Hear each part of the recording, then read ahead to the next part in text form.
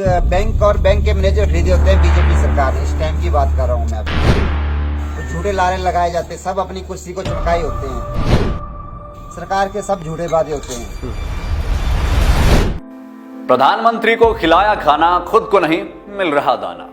जी हां, ये खास रिपोर्ट सिर्फ अमित की दास्तान नहीं बताती है, बल्कि उन सभी लोगों की यही कहानी है जो इस क्षेत्र से जुड़े हुए हैं, और बहुत से लोगों ने इस वजह से आत्महत्याएं भी कर ली हैं।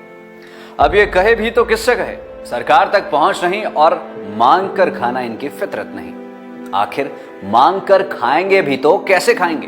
पूरी उम्र भर लोगों को प्यार दुलार से सिर्फ खिलाया ही तो है।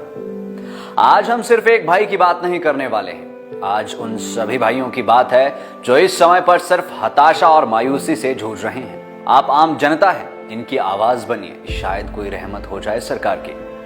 आज इस शख्स की बात क्यों हो रही है, ये सवाल भी आपके मन में आ रहा होगा। वो इसलिए क्योंकि अगर प्रधानमंत्री को खाना परोसने वाला इस समय पर लाचार और असहाय है, तो ना जाने उन लोगों का क्या हुआ होगा जिन्हें कभी ऐसा मौका नहीं मिला और जो इस क्षेत्र से जुड़े हुए हैं। एक इंसान जिसने अटल बिहारी वाजपेयी, सलमान खान और बड़े बड़े दिग्गज लोगों को खाना खिलाया है, वो आज अपना गुजर बसर करने के लिए तड़प रहा है। सड़क के किनारे बर्तन मांज रहा है, और इसे कोरोना की मार कहे या सरकार की अनदेखी। 5 सितारा होटल में सीनियर शेफ बर्तन घिसने के लिए मजबूर हो चुका है। विदेशों में कार्य कर चुका युवा जब किसी के पास मदद के लिए जाता है तो वहां से भगा दिया जाता है। हम बात कर रहे हैं सो कॉल्ड मंत्री की, विधायक की और बैंकों की, जहां सरकार के द्वारा गरीबों के लिए बनाई गई पॉलिसीज तो बहुत होती है, पर जब उन पॉलिसीज का फायदा उठाने जाओ तो राख के सिवाय हाथ कुछ नहीं लगता और दिल मानो खाक हो जाता है। आज हम बात करने वाले हैं एक ऐसे इंसान की जिसने 5 देशों से ज्यादा जगहों पर नौकरी की है और भारत के लगभग सभी सितारों और राजनेताओं को खाना खिला चुके हैं। इतना ही नहीं, हिमाचल छोकरो अनुराग ठाकुर की शादी में भी पकवान इन्हीं के हाथों से बने थे। इस शख्सियत का नाम है अमित पठानिया, जो कि हमीरपुर के सलोनी क्षेत्र के आसपास के रहने वाले हैं। लॉकडाउन की मार ऐसी पड़ी, ना घर का रहा ना घाट का। थोड़ी बहुत उम्मीद प्रदेश सरकार से थी, वो भी मिट्टी में मिल चुकी है। बस कुछ एक समाज सेवी है जो आगे बढ़कर इनके लिए सेवा कर रहे हैं, हाथ बढ़ा रहे हैं, जिनमें से बड़का बाबू भी एक है जिन्होंने इन्हें सहारा दिया। बाकी रही बात सरकार की, तो शायद सरकार को मालूम नहीं कि इस काल में कितनों की नौकरी गई और कितनों की भूख से मरकर मृत्यु हो गई। ये तो बात रही उन लोगों की जो प्राइवेट कंपनियों में और होटलों में काम कर रहे हैं, लेकिन इस इंडस्ट्री के लोग जो सरकारी भी है, यानी कि कॉन्स्टिट्यूशन क्लब ऑफ इंडिया में भी जो अपनी सेवाएं दे रहे हैं, जिस क्लब में सभी बड़े बड़े राजनेता और नेता हैं, उनके मेंबर है, वहां पर मीटिंग्स होती है, बाकी के कार्य होते हैं, वहां पर काम करने वाले लोगों को सैलरी नहीं मिल रही है। यहां तक कि उन लोगों से अंडरटेकिंग तक ली गई है कि ना वो कंप्लेंट कर सकते हैं और ना ही कुछ और, बस चुपचाप बैठे रहो। जब कॉन्स्टिट्यूशन क्लब ऑफ इंडिया के ही यही हाल है, तो ना जाने इन आम लोगों का क्या होगा। इसका जवाब ना हमारे पास है, ना आपके पास है, शायद सरकार के पास होगा।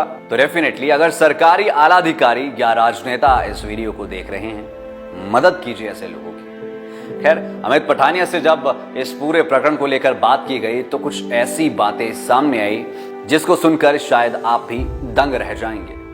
सबसे पहले तो हम आपका नाम जानना चाहेंगे। मेरा नाम अमित पठानिया है। और आप इससे पहले, यहाँ काम करने से पहले कौन सी इंडस्ट्री में थे और कहाँ पे काम करते थे? मैं होटल इंडस्ट्री में था। मैं दिल्ली और चंडीगढ़, लास्ट टाइम मैं चंडीगढ़ में एक चीफ रेस्टोरेंट के नाम, चीफ कंसल्टेंसी के नाम से काम करता था। वहाँ पे आपकी पोजीशन क्या थी और आप यहाँ पे बर्तन धो रहे हैं, इसका कारण आप बता सकते हैं? मैं बहुत ही टॉप लेवल के पे काम करता था। शायद मैं 24 घंटे कुर्सी के और टेबल के ऊपर खाना खाता था।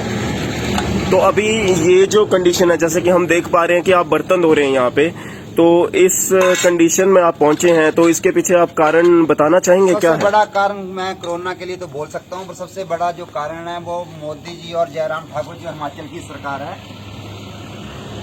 अच्छा, तो आपकी सरकार से अभी क्या चाहेंगे कि सरकार क्या करे? ऐसा कंडीशन क्यों आई? सरकार को क्या चीज करनी? सरकार की कंडीशन तो पहले अंधी पड़ी हुई है। सरकार से तो हमारे को मतलब कुछ नहीं है, पर मैं ये आपको एक बात बताना हूँ, आपके माध्यम से एक बात बताना चाहता हूँ कि जब अटल बिहारी वाजपेयी, अब तो चलो वो स्वर्ग में जा चुके हैं, मैं उनका मान्य और सम्मान्य हूँ। मैं बहुत अच्छा रिस्पेक्ट करता था उनकी। बहुत अच्छे प्रधानमंत्री, ऐसे प्रधानमंत्री इंडिया में कभी नहीं आए जैसे अटल बिहारी वाजपेयी थे। जब अनुराग ठाकुर की शादी थी होटल पीटराव में, जब हमने खाना परोसा था अटल बिहारी वाजपेयी जी को, तो आज ये हाल तो होगी, हमारे को सड़कों पे बर्तन धोने पड़ रहे हैं। अगर हम कभी बड़ा बिजनेस करने के लिए सोचें तो हम सोचते हैं कि बैंकों में जाके लोन लेने पड़े, लोन पर बैंकों में भी एमएलओ के थ्रू मैनेजर और जीएम बिके होते हैं। तो आपने अभी तक अपना व्यवसाय स्टार्ट करने के लिए कुछ किया नहीं, मतलब आप किसी सरकारी दफ्तर गए नहीं क्या? तो अभी क्या बैंक के पास जब आप जाते हैं तो उनका क्या आपके लिए उत्तर होता है? बैंक और बैंक के मैनेजर खरीदे होते हैं बीजेपी सरकार ने। इस टाइम की बात कर रहा हूँ मैं आपको, क्योंकि ये झूठे ललकारे होते हैं। हमारे जयप्रकाश नड्डा जी हिमाचल पूरे इंडिया के अध्यक्ष हैं बीजेपी के, तो झूठे लारे लगाए जाते हैं, सब अपनी कुर्सी को चमकाए होते हैं। तो आप ये कहना चाहते हैं कि सरकार जितने भी वादे कर रही है वो सारे झूठे हैं और जनता को इस कोरोना के टाइम में, चाहे बीजेपी की हो सरकार, चाहे कांग्रेस की हो, सरकार के सब झूठे वादे होते हैं। अगर मैं अपने बरसर कॉन्स्टिट्यूंसी से सलोनी से पढ़ता हूँ, एक छोटा सा मैंने एक रेस्टोरेंट टाइम में ढाबा खोला हुआ है, तो ये सब झूठे हैं। ये अपने अपने भाषणों में झूठ बोलते हैं, उनको सिर्फ अपने वोटों से मतलब होता है। जब हम नौकरी दिल्ली और कलकत्ता और बम्बई में करते थे, फोन आता था कि वोट डालो वोट डालो वोट डालो वोट डालो, पर आज हमारी ये पोजीशन होगी, अगर हम बैंकों में जाए तो बाहर निकाल दिया जाता है, पूछा जाता है आप किस एमएलए के बंदे हो, किस प्रधान के बंदे हो, तो हमारा कोई सिस्टम ही नहीं है अभी।